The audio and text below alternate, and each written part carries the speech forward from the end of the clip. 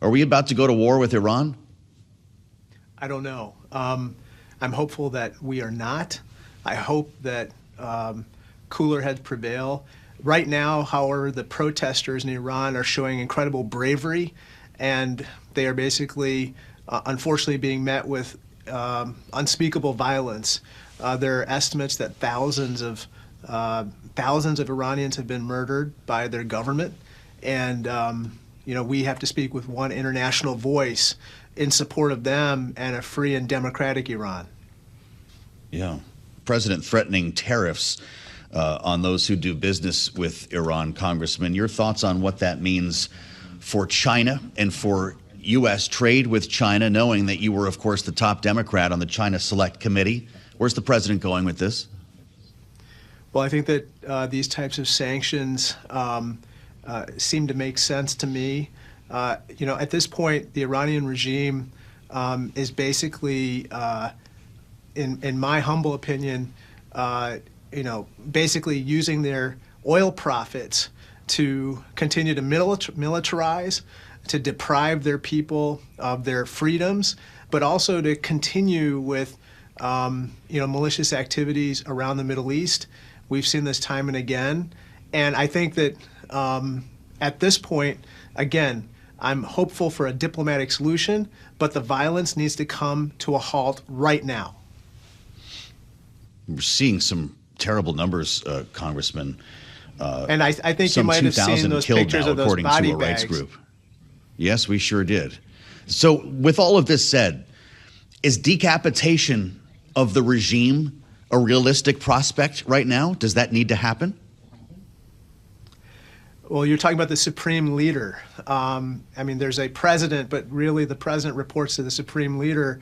I don't think that is something that I don't see that in the cards right now. I think that at this point, my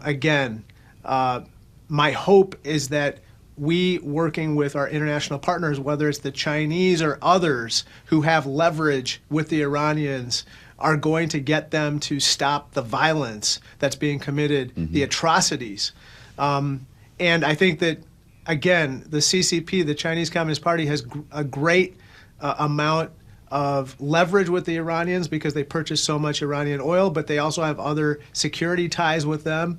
And if they are a responsible international actor, then they should do whatever it takes to use their leverage in a responsible manner in Iran.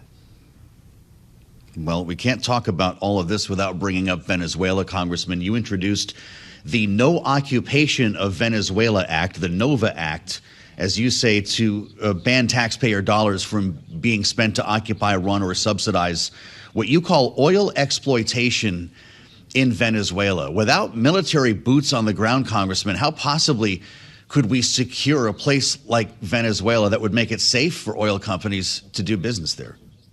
I don't know.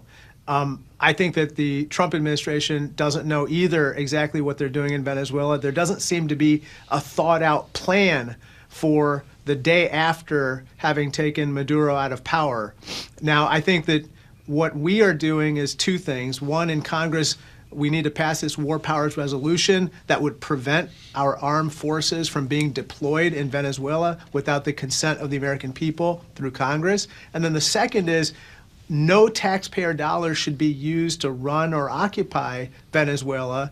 My biggest concern is that as Trump meets with these oil executives in the White House and they say, well, we can't do this without this and that and maybe other incentives, that he basically asks American taxpayers to fund those incentives.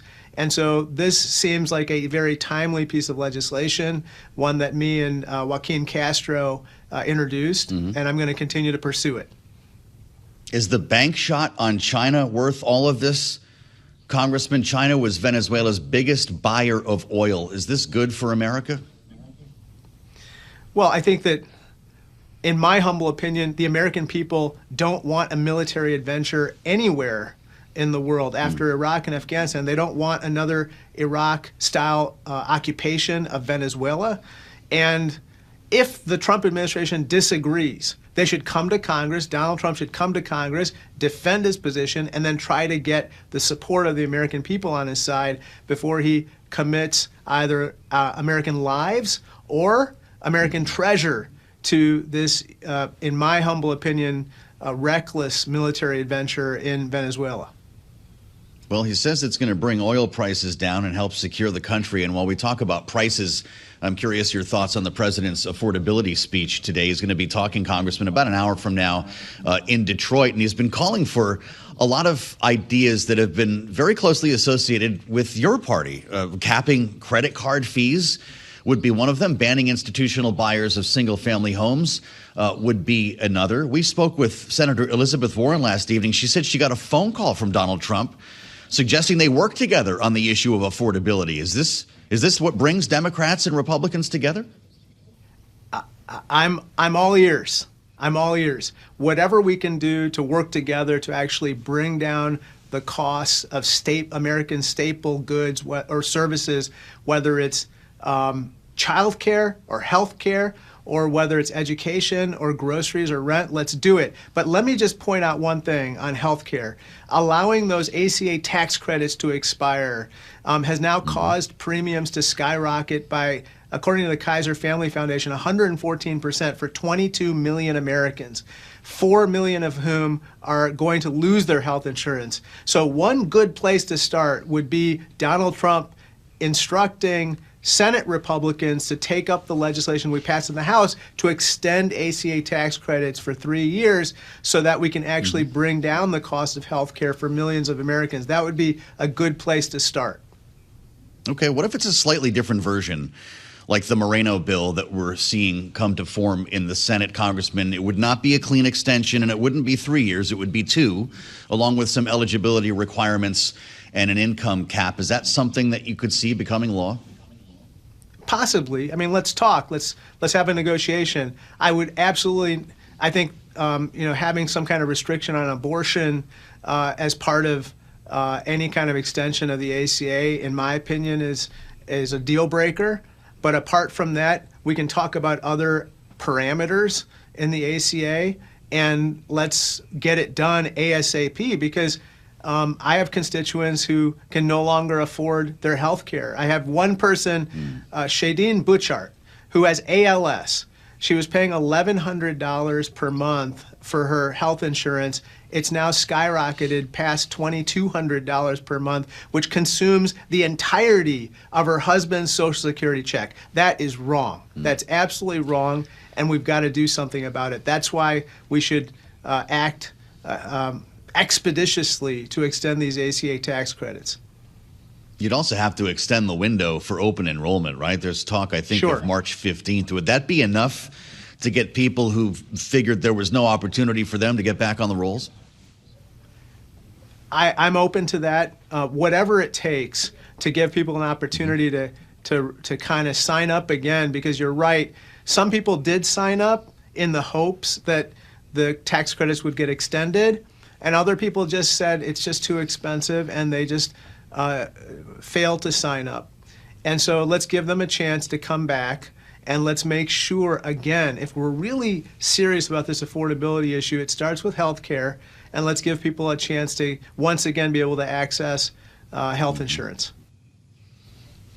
I know that nobody wants a government shutdown, at least for the most part. I take lawmakers at their words on both sides of the aisle on that, Congressman, but there are real questions. Even as the House and Senate make progress on a series of minibuses, there are questions about a funding deadline at the end of the month, particularly after the fatal ICE shooting in Minneapolis and how that may hang up DHS funding. What do you see from your perch on the Hill? Is a shutdown possible? Well, I think that with regard to DHS, you may have a situation where, if Republicans are dug in, that there should be absolutely no reforms whatsoever, that ICE should be able to act with impunity as they have.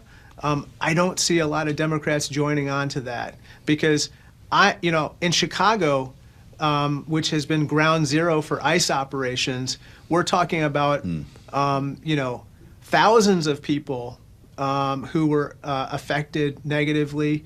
I actually visited the Broadview Detention Center, and I toured it, and I found out that many people are targeted not based on their having a criminal record, okay, but they might just be collaterally in the vicinity of an ICE operation, and so they are basically removed, despite the fact that Donald Trump promised that he was only targeting the worst of the worst. Instead, he's disrupted communities, torn families apart, and that is wrong. And I think that the American people are on the same page as Democrats with regard to that sentiment.